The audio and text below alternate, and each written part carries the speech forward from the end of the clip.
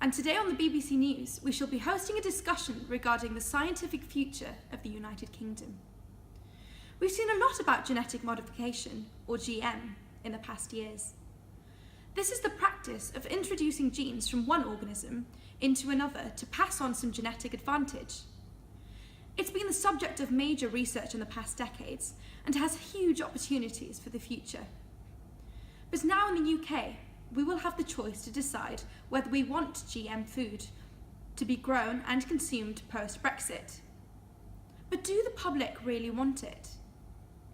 We brought in a member of the public, Mr. Saifiq, and Dr. Pickering, Professor of Food Security at Reading University, to discuss the results of our survey and shed light on what the public think and why. Mr. Saifiq, there seems to be a lot of bad media concerning GM. What impact does this have on the public? All the things you've shown are typical of what we see every day. We don't see enough good scientific evidence to support GM, but every day we put of it. All over Facebook and Twitter, we see that animals are treated cruelly and they are being force-fed GM food, and they are kept under severe conditions. Not only that, the whole modern agriculture practice is a big part of GMO. We can see it all over Facebook. Whenever I open my newsfeed, I can see bad feedbacks, bad examples, terrible reviews, and that's what I take, and that what give the public a view of GMO. And this is messing with nature, and it's just playing God. For me, God should say GTFO to GMO. Sir, this is the BBC. We apologise for the language. Dr. Pickering, a response? Okay, excuse me. Firstly, those are completely different things. More crops being produced through GM has nothing to do with animal experiments, intensive animal raising, or testing for biosciences in general. Some groups just paint all scientific advances in the same light and make them seem connected and make people afraid for no valid reason. In fact, with a world population of 9 billion projected in 2050, making more food for the future is surely the most moral thing to do. Talking about religion, mankind has been using selective breeding to adapt organisms for millennia. There's nothing new about that. People who study to high education level understand these facts more, and therefore are more likely to choose to eat GM. As you can see, postgraduates and undergraduates both had a vast majority who would rather eat GM food, or would rather choose to eat GM food.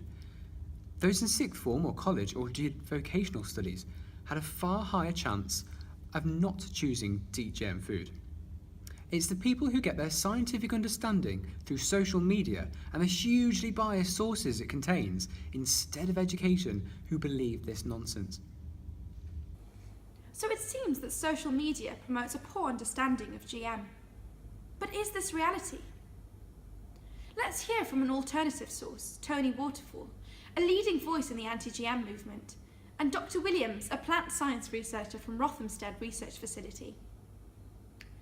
One of our viewers has posted an interesting question on our Twitter account for you to answer. How can people be pro-GM with all the scientific evidence against it? Well, that's a very good question.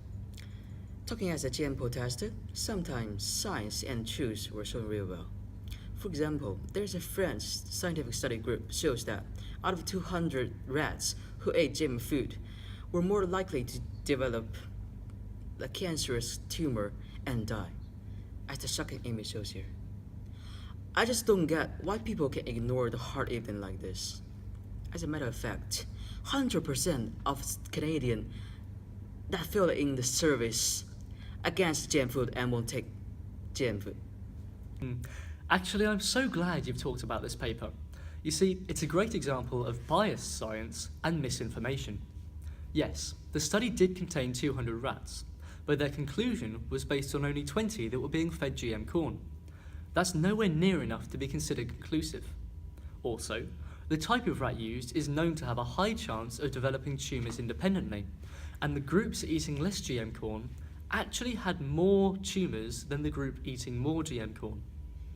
Now, the study has actually gone back into review due to the poor quality of its method.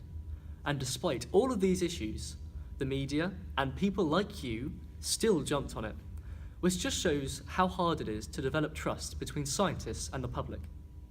Now, out of curiosity, how many Canadians actually filled in your survey? What does it matter? Every single one researched against GM food. Stats don't lie. For the sake of clarity, could you please answer the question? Well, there's only one Canadian. Another great example. Look, people should be able to trust scientific studies, but unfortunately, there is still bias in both the interpretation of the data and funding of research. So, the same issue of misinformation in ethics, which you just discussed, continues even in scientific papers. Now, the people more likely to read and understand the full story, those able to distinguish between a good and a bad paper, those are science students. And as this graph shows, science students feel that they have better understanding of GM. We can see very clearly that those studying science were more likely to feel that they were definitely or probably well informed about GM, whereas those studying other subjects were more likely to feel neither well informed or uninformed. And it was very rare for them to feel that they were definitely well informed. Very interesting, gentlemen. Thank you for your time. As we move forward with this debate, it would be interesting to find out the perspectives of other nations on GM. What about in China? We have Mr. Smith, a political writer, and Luke Gardner, the MP for Leicester West, to give us some insight. Good evening, gentlemen. Good evening. Good evening. Mr. Smith, what seems to be the general opinion of people in countries where GM is allowed, like China? Well, looking at the 100 survey entries that we got out of China, we found that the Chinese people have an opinion that GMO can give you infertility and cancer. We found this very interesting because we didn't find these remarks coming from any of the other countries that we polled.